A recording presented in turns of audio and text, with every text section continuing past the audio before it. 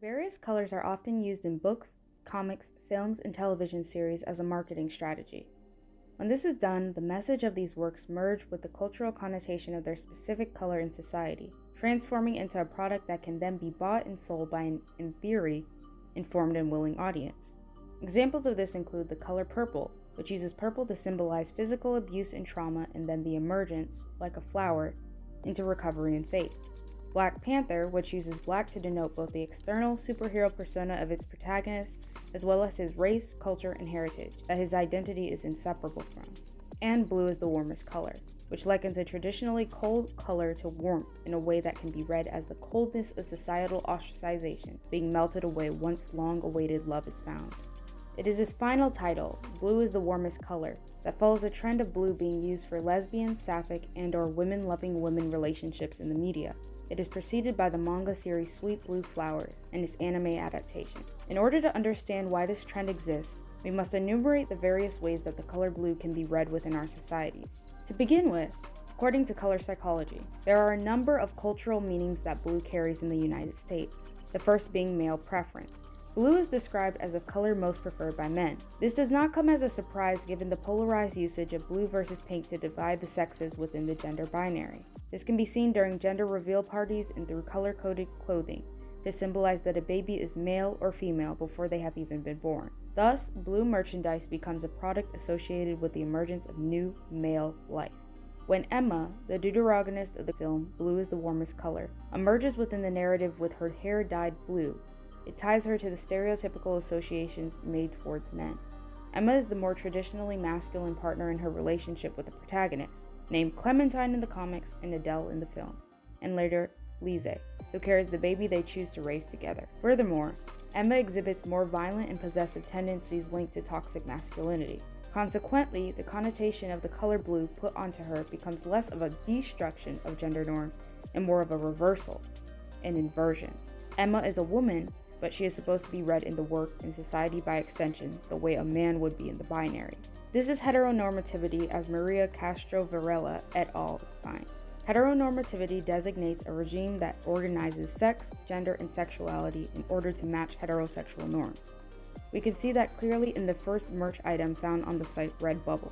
Two figures are seen, Emma on the left and Adele on the right, but they are only visible from behind.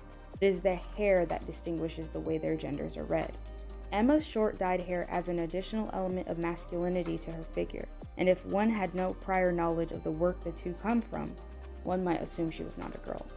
The next meaning of blue that color psychology suggests is blue as tradition. In the previous point, we established that blue is associated with men and masculinity in our society. It logically follows that in a patriarchal society, it would expand into symbolizing traditional and conservative modes of presentation. All of this is turned on its head though, when Blue is the Warmest Color splashes blue across its deuteragonist, front cover, and film poster. To explain why this marketing choice is revolutionary to presentation, one must understand the significance of dyeing one's hair in the LGBTQ+ community. As Kate Bedenbaugh states, because the nature of being LGBT is that it's more or less visible, LGBT people have two sort of conflicting considerations in interacting with society at large.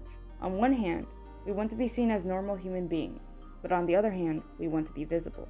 In essence, dyeing one's hair is a way of making a less visible identity visible. It brings to the surface one's true colors and highlights, bolds, and underlines one's existence within a society that has tried to erase it systemically. That is why having one of the main characters dye their hair blue, and not just any shade of blue, but a particularly bright one, is the equivalent of taking traditional gender norms and laughing in their faces. This effect permeates the merchandise associated with this fandom, including this t-shirt found on TeePublic. This image can also be purchased on a hoodie, coffee mug, and mask, all things which are supposed to be warm and comforting, but the picture is anything but. The words do not read, "Love whoever loves you." They clearly say, "Take whoever loves you," like an item that can be owned. The words do not read, "Take the one who loves you." It specifically says, "Take whoever loves you," as in it would be a miracle if anyone loved you, which leads to the third point. The next meaning of blue that color psychology suggests is blue as conditionally sellable. Blue is one of the most popular colors, but it is one of the least appetizing. Just as blue is commodified in the media to help sell various works, queer women's sexuality is commodified to be sold to the dominant culture, which has led to the word lesbian being seen as a quote-unquote dirty word like porn. It is not palatable. not some people's taste, not appetizing, which alludes to how lesbian love is described in terms that align with food and consumption. This is where a lot of the criticism for blue as the warmest color originates. Is it a candid exploration of a kind of loving relationship that has been chronically underserved in the media? Or is it a spectacle for the male gaze versus the female and queer audience members it should be geared towards? To conclude, the final meaning of blue that color psychology suggests is blue as subjective. Like the color blue, blue is the warmest color is not for everybody. Different kinds of people will experience its message in different ways, just as those who see Emma's hair will interpret her in different ways that she cannot control. She's taken out of the role of the subject of her story and instead made to be subjective, like art, like paint, like the way we perceive light reflected off an object and call it color.